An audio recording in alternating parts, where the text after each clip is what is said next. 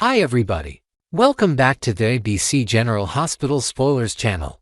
Today, we will dive deep into the swirling drama and heated confrontations set to unfold on Wednesday, June 25th, in the bustling town of Port Charles. Buckle up as we explore the fiery exchanges, hidden agendas, and emotional roller coasters that await our beloved characters. From Jordan Ashford's bold stance against Portia Robinson to Tracy Quartermain's unrelenting attack on Drew Cain, and the brewing storm between Willow Tate and Michael Corinthos, there's no shortage of tension. Let's unpack each storyline with fresh perspectives, intricate details, and a few surprising twists of our own as we imagine how these plots could deepen and evolve. Jordan and Portia, a battle of wills over Curtis. In the heart of Port Charles, a confrontation brimming with raw emotion is about to ignite as Jordan Ashford faces off with Portia Robinson. After Portia catches a seemingly tender moment between Jordan and her former flame, Curtis Ashford, she doesn't hold back in expressing her frustration and insecurity. However, Jordan isn't one to shrink from a challenge. With her characteristic strength, she fires back with a piercing truth. Urging Portia to rise to the occasion and be the woman Curtis needs, Jordan believes that if Portia truly desires to salvage her marriage, she must pivot her energy toward mending the fractured trust between herself and Curtis rather than pointing fingers at others. This clash isn't just a spat, it's a profound moment that forces both women to confront their own vulnerabilities. Jordan, with her history intertwined with Curtis, carries a quiet pain beneath her tough exterior, knowing she must step aside despite lingering feelings. Meanwhile, Portia grapples with the fear of losing the life she's fought to build. Will this confrontation be the wake-up call Portia needs to refocus on her relationship, or will it drive a deeper wedge between her and Curtis? Only time will tell, but the emotional stakes have never been higher in this tangled web of love and loyalty. Tracy Quartermain's warpath. Drew Cain in the crosshairs. Over at the chaotic press conference that has everyone buzzing, Tracy Quartermain continues her relentless campaign to tarnish Drew Cain's reputation. Her accusations are sharp and damning. Claims Drew orchestrated a scheme to frame her, and she's not stopping at mere words. In a public spectacle, Tracy demands that Drew be stripped of his office, her voice dripping with disdain as she paints him as unfit to lead. Drew, naturally, is seething with anger, his usually composed demeanor cracking under the weight of Tracy's venomous assault. But could Tracy have even more ammunition up her sleeve? Rumors swirl that she might be holding back a bombshell about Drew's steamy dalliances with Nina Reeves. Imagine the fallout if she unleashes this scandal in front of the press. Drew's personal and professional life could implode in an instant. For now, it seems Tracy might savor this secret for a more opportune moment, letting Drew stew in uncertainty. However, post-conference, Drew receives a crucial piece of intel that could shift the tides. Could Kai Taylor, ever the observer in the shadows, spill the beans about overhearing Curtis plotting with the mysterious Jacinda to undermine Drew further? If so, Drew might just have the leverage he needs to turn the tables. This storyline is a masterclass in power plays, where every word and glance is a calculated move in a high-stakes chess game. Trina's doubts, Curtis' risky gambit. At the gallery, where art often mirrors the chaos of life, Trina Robinson finds herself wrestling with unease over her father Curtis' latest scheme. She confides in a close friend that she believes Curtis is treading dangerous waters by involving Jacinda in a plot to discredit Drew. Trina's empathy for her father's motivations shines through. She understands his burning desire to expose Drew's flaws and protect their family's honor. Yet, her intuition screams that this plan is a ticking time bomb. What if Jacinda turns on Curtis, using his trust against him? What if the truth comes out in a way that irreparably harms their family's reputation? Despite Curtis stepping in with words of reassurance, promising Trina that he's covered all angles, her concerns linger like a dark cloud. This father-daughter dynamic adds a poignant layer to the narrative, as Trina's youthful insight clashes with Curtis' hardened determination. Perhaps Trina will seek an ally in someone unexpected, maybe even reaching out to Jordan for advice on how to steer Curtis away from disaster. The gallery, with its silent artworks bearing witness, becomes a backdrop for a heartfelt struggle between protecting loved ones and facing the consequences of risky choices. Lucy Coe's intriguing maneuvers. Meanwhile, Lucy Coe, ever the opportunist, steps into a high-stakes meeting with Jen Sidwell and Marco Rios, two figures whose influence in Port Charles cannot be understated. With her signature flair, Lucy drops cryptic hints about a grand plan she's still capable of pulling off. Could this be a new business venture, a personal vendetta, or something far more unexpected, like a hidden alliance with one of Drew's enemies to shake up the power structure in town? Lucy's charm masks a calculating mind, and her vague teases suggest she's playing a long game. Perhaps she's uncovered a piece of information during her countless social engagements that could tip the balance in her favor. As she navigates this meeting with a sparkle in her eye, viewers are left to wonder just how far Lucy is willing to go to secure her place among Port Charles' elite. Her storyline injects a delightful dose of mystery, reminding us that in this town, everyone has a card or two hidden up their sleeve. Nina and Carly, a tense strategy to derail Willow and Drew. The drama intensifies as Nina Reeves locks horns with Carly Spencer in a conversation charged with unspoken resentments and desperate schemes. Nina, determined to prevent Drew and Willow Tate's impending wedding, proposes a radical solution. She implores Carly to intervene by convincing Michael Corinthos to broker an immediate compromise over custody of their children. Nina's logic is cold and calculated. She believes that if Willow is forced to delay the wedding to negotiate with Michael, the cracks in her relationship with Drew will widen into an unbridgeable chasm. This is the first step to tearing them apart, Nina declares with chilling certainty, her words echoing with the weight of past betrayals. However, the situation grows even messier as Willow, emboldened by Drew's support and their shared vision for the future, stands her ground against Michael. Having already revealed her marriage plans to him, she faces his wrath head-on. Michael, in a fit of rage and protectiveness, issues a devastating ultimatum. If Willow proceeds with the wedding, she'll be cut off from seeing Wiley and Amelia forever. It's a gut punch, but Willow refuses to be cowed. With a newfound fire, she retorts, "You're used to controlling everything, Michael, but I'm not backing down this time." Her defiance marks a turning point. Gone is the timid Willow of old, replaced by a woman ready to fight for her happiness. As Carly steps in later, her plea to Michael to de-escalate might fall on deaf ears, as his anger toward Willow burns hotter than ever. Could Carly unearth a compromise, perhaps by appealing to Michael's love for his children over his need for control? Or will this family rift deepen, setting the stage for even more heartbreak? Next, we will immerse ourselves in the gripping drama surrounding Ric Lansing's dangerous game of blackmail and manipulation in Port Charles, as revealed in the latest spoilers for the upcoming episodes.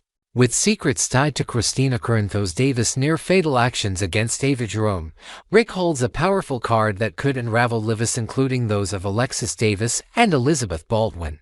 As we explore this intricate web of deceit, emotional turmoil, and risky ultimatums, we'll add fresh layers to the story with inventive details and deeper character insights. From Ric's conflicted motives to Elizabeth's battle with vulnerability, and the potential fallout that could shake the foundation of multiple relationships. There's a storm brewing in this beloved town. Let's dive into each twisted turn of this saga with an expanded perspective on the high stakes and emotional undercurrents at play. Ric Lansing's lethal leverage, a blackmail scheme unfolds. In the shadowed corners of Port Charles, Ric Lansing clutches a devastating secret that could alter the lives of many. He knows about Christina Corinthos Davis' reckless attempt to harm Ava Jerome, an act that spiraled into a near-fatal car crash involving himself and Elizabeth Baldwin. This knowledge isn't just a piece of gossip, it's a weapon, and Ric wields it with calculated precision in a blackmail plot aimed at Alexis Davis. His goal? To pressure Alexis into safeguarding Christina from the consequences of her actions while seemingly aligning himself with Ava for strategic gain. However, beneath Ric's cold exterior lies a flicker of unresolved emotion, particularly for his ex-wife, Elizabeth. Sources whisper that Ric might dangle a shocking ultimatum before her, a chance to rekindle their past romance in exchange for burying the evidence against Christina. Imagine the tension in a dimly lit hospital corridor as Ric corners Elizabeth, his voice a mix of charm and menace, proposing this deal while her eyes betray a storm of disgust and fear.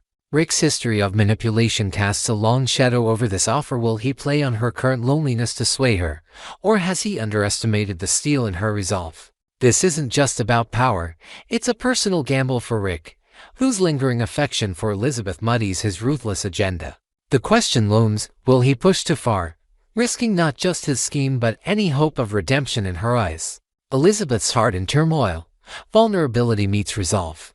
Elizabeth Baldwin finds herself at a heartbreaking crossroads, still reeling from Lucky Spencer's departure despite his recent heartfelt proposal. Her soul aches with the void left by Lucky's choice to chase greater adventures, leaving her to navigate a sea of loneliness in Port Charles. Into this fragile state steps Ric, armed with his blackmail scheme and a dangerous proposition. He might approach her with honeyed words, suggesting that if she revisits their past love, he'll ensure Christina's secret and, by extension, Alexis' sapphire mines buried. Picture Elizabeth standing by the hospital window, gazing at the city lights, as Ric's offer echoes in her mind. The memory of their tumultuous history floods back, moments of passion tainted by betrayal, and her stomach churns at the thought of falling into his web again. Since his return, she's been adamant there's no future for them. Yet, the weight of protecting Christina and Alexis tugs at her conscience. Could she entertain this deal, not out of love, but as a sacrifice to shield others? Her friends, perhaps even Carly Spencer, might sense her turmoil and offer fierce warnings against trusting Ric's silver tongue. Elizabeth's resolve to avoid repeating past mistakes is her armor, but the cracks of her isolation threaten to let doubt seep in. Will she stand firm, daring Ric to expose the truth, or will a fleeting moment of weakness draw her into a toxic bargain? The moral dilemma: sacrifice or defiance. The stakes couldn't be higher as Elizabeth grapples with the implications of Ric's ultimatum. If she agrees to his terms, she might save Christina from prosecution and protect Alexis from legal ruin. But at what cost? Envision a scenario where Elizabeth, against her better judgment, nods to Ric's proposal, only to find herself trapped in a dynamic that suffocates her spirit. The hospital, her place of healing, becomes a gilded cage where every interaction with Ric reminds her of the freedom she's surrendered. Her choice could spark whispers among the Port Charles elite. Would she risk her heart for the Davis girls, whose own actions have led to this mess? On the other hand, if Elizabeth rejects Ric outright, she ignites a potential firestorm. Ric, scorned and cornered, might escalate his threats, dragging Christina and Alexis into a public scandal that could destroy their lives. Imagine the courtroom drama that could ensue, with Elizabeth called as a witness, her own role in the crash scrutinized under the harsh glare of justice. Does she owe it to Christina and Alexis to intervene, or should their guilt be their burden to bear? Her defiance could be a beacon of strength, but it risks unleashing chaos. Perhaps she'll attempt a middle ground, hinting at a second chance with Ric as a ruse to delay his actions, all while plotting to outmaneuver him with allies like Carly or Jason Morgan. The moral tightrope she walks is fraught with peril, and every step could reshape her future. Ric's inner conflict: power versus passion. Ric Lansing himself isn't immune to the emotional quagmire of his own making. While his blackmail scheme positions him as a puppet master, his soft spot for Elizabeth complicates his every move. Picture him alone in his office, poring over legal documents tied to Christina's crime, when a faded photograph of him and Elizabeth slips out, a relic of happier times. That flicker of nostalgia might make him question whether power is worth sacrificing any chance of genuine connection. His charm, once a potent tool, now clashes with his ruthless tactics, potentially alienating Elizabeth further. Could there be a moment where Ric hesitates, allowing Elizabeth to glimpse the man beneath the schemes, the one who once loved her fiercely? Or will his hunger for control drown out any remorse, pushing him to tighten his grip even as she recoils? If Elizabeth calls his bluff, daring him to expose the truth, Ric might face a reckoning not just with her, but within himself. Will he choose to escalate, igniting a war that could burn all bridges, or will a buried shred of decency lead him to back down? Maybe an unexpected confidant, perhaps a long-lost ally from his past, could offer counsel, urging Ric to rethink his path before it's too late. This internal battle adds a rich layer to his character, transforming him from a mere villain into a man torn between ambition and aching regret. The ripple effects: the town on edge. As Ric's ultimatum hangs in the balance, the potential fallout threatens to ripple through Port Charles like a tidal wave. If Elizabeth succumbs to his deal, even temporarily, the whispers of their renewed connection could stir unrest among her loved ones. Visualize Carly Spencer confronting Elizabeth at the diner, her tone a mix of concern and frustration, warning her not to fall for Ric's old tricks. Meanwhile, Christina and Alexis, unaware of the deal being brokered on their behalf, might continue down their own perilous paths, oblivious to the storm Ric could unleash if crossed. Should Elizabeth refuse, the exposure of Christina's attempt on Ava's life could dominate headlines, dragging the Davis family into a legal and social maelstrom. Ava herself might seize the opportunity to exact revenge, aligning further with Ric or striking out on her own. Imagine a tense gathering at the Quartermain mansion where alliances shift as news spreads, with figures like Sonny Corinthos weighing in to protect Christina at any cost. The barely there friendship between Ric and Elizabeth could shatter irreparably, replaced by a bitter enmity that colors their every interaction. Even peripheral characters, from hospital staff to local gossips, might find themselves drawn into the drama, choosing sides in a conflict that promises no easy resolution. Port Charles stands on the brink of a seismic shift, where loyalty, love, and lies collide with explosive force.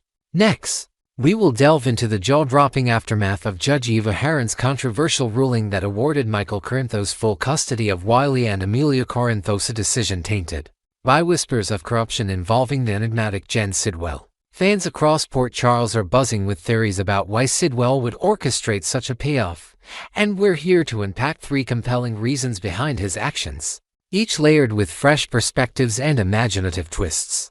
From buried guilt to sinister plots and calculated manipulation, Sidwell's motives paint a complex picture of intrigue. Join us as we explore these possibilities with expanded details, vivid scenarios, and new elements that deepen the drama surrounding this custody bombshell. Let's uncover the hidden forces at play in this latest chapter of General Hospital's gripping saga. A burden of guilt, Sidwell's attempt to atone. At the forefront of speculation is the idea that Jen Sidwell's decision to bribe Judge Eva Heron stems from a heavy conscience. The whispers around Port Charles point to Sidwell as the mastermind behind the catastrophic explosion at Sonny Corinthos' penthouse, an incident that left Michael Corinthos severely injured and confined to the Baden-Baden burn recovery clinic in Germany for months. Picture Sidwell, a man hardened by his own dark deeds, sitting alone in a dimly lit study, haunted by the unintended consequences of his actions. As a father himself, with a young son who anchors his rare moments of humanity, Sidwell might feel a pang of remorse for the suffering he inflicted on Michael, separating him from Wiley and Amelia for far too long.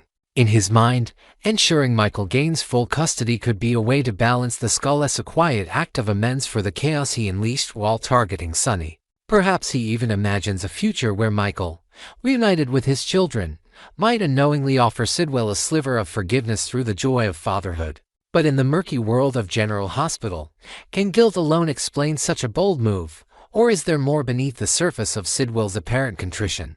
This theory paints him as a man wrestling with regret, yet his shadowy reputation suggests deeper layers to his generosity. A darker design, Sidwell's sinister master plan. While guilt offers a tidy explanation, the unpredictable nature of soap opera storytelling reminds us that nothing in Port Charles is ever straightforward. What if Sidwell's payoff to Judge Heron is merely the opening move in a far more devious scheme? Imagine a chilling scenario where Sidwell, with his cold, calculating gaze, orchestrates this custody ruling not to help Michael, but to frame him. Could he be planting evidence to suggest Michael himself bribed the judge, setting the stage for a public scandal that would shatter the Corinthos family's credibility? Or, in an even darker twist, what if Sidwell's true target remains Sonny, and this custody arrangement is the bait for a devastating strike?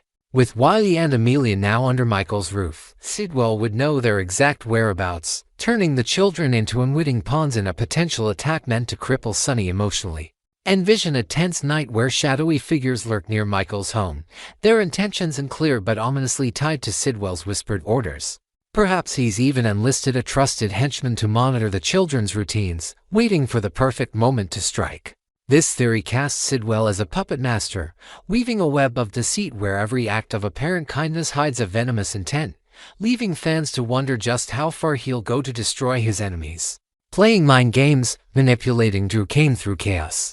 A third, equally compelling reason for Sidwell's interference in the custody battle points to his relationship with Drew Kane, a supposed ally whose loyalty Sidwell might be testing through psychological warfare. The court's decision to grant Michael full custody has sent shockwaves through Willow Tate, whose emotional spiral has, in turn, deeply unsettled Drew. Picture Willow, tears streaming down her face, confiding in Drew at a quiet corner of the park, her anguish over losing daily access to Wiley and Amelia piercing his heart. Sidwell, ever the opportunist, could be exploiting this turmoil to stoke Drew's animosity towards Sonia and now Michael as well. By engineering this outcome, Sidwell might be fueling Drew's drive to purge Port Charles of the Corinthos influence, not just out of disdain for Sonny's mob ties, but now as a personal vendetta against Michael for the pain inflicted on Willow. Perhaps Sidwell even stages a late-night meeting with Drew at a clandestine warehouse, dropping subtle hints about how the custody ruling could be the catalyst for finally dismantling Sonny's empire, all while watching Drew's resolve harden with every word. In this light, Sidwell isn't just an ally but a manipulator, playing on Drew's emotions to sharpen him into a weapon against shared foes. Could this be a test of Drew's limits, or does Sidwell have an ulterior motive to destabilize even his own allies for a grander, unseen agenda? This angle reveals Sidwell as a chess player, moving pieces like Drew with ruthless precision. The courtroom fallout. Port Charles reacts. The reverberations of Judge Harron's tainted ruling extend far beyond Sidwell's motives, shaking the very fabric of Port Charles' tight-knit community. Visualize the local diner abuzz with heated debates, as residents from all walks of life weigh in on whether Michael's victory is a blessing or a curse. Willow's heartbreak becomes a topic of hushed sympathy, with friends like Sasha Gilmore offering late-night coffee sessions to console her, while others speculate if she'll fight back through legal appeals or personal pleas to Michael. Meanwhile, Sonny, standing on the balcony of his rebuilt penthouse, might grapple with rage and helplessness, torn between confronting Sidwell and protecting his grandchildren from becoming collateral damage in his war. Could he enlist Jason Morgan to dig into Sidwell's transactions, uncovering proof of the bribe that might overturn the custody decision? On the flip side, Michael himself, while elated to have Wiley and Amelia, might begin to sense the weight of unseen strings attached to his win, perhaps noticing odd glances from strangers near his home, fueling paranoia about Sidwell's true intentions. Even peripheral characters, like the hospital staff who treated Michael post-explosion, might whisper about Sidwell's reputation, adding to the town's collective unease. This custody battle isn't just a legal outcome, it's a Pandora's box of suspicion, grief, and potential danger that threatens to engulf everyone connected to the Corinthos name. Unanswered questions. What drives Sidwell's heart? As theories multiply, the core mystery of Jen Sidwell's actions lingers like a storm cloud over Port Charles. Is he a man driven by genuine remorse, seeking to right the wrongs of the penthouse explosion by reuniting Michael with his children? Or does a sinister blueprint lie beneath his actions, one that could frame Michael, target Sonny through his grandchildren, or both? And what of his influence over Drew King? Could Sidwell be molding Drew into a more aggressive adversary against the Corinthos clan, using Willow's pain as the spark? Perhaps there's an even deeper layer we've yet to uncover. Maybe Sidwell's son, inspired by his father's tales, unwittingly reveals a clue about a past tragedy that ties Sidwell to the Corinthos family in ways no one suspects. Imagine a dusty old letter found in Sidwell's office by a curious associate, hinting at a decades-old grudge against Sonny's father that now fuels this custody interference as an act of delayed revenge. Whatever his reasons, Sidwell's involvement has turned a family matter into a battlefield, where every smile hides a secret, and every victory comes with a hidden cost. What do you think motivated Sidwell to pay off Judge Harron? Is he a reluctant savior, a cunning predator, or a puppeteer of chaos? We want to hear your theories as this drama unfolds.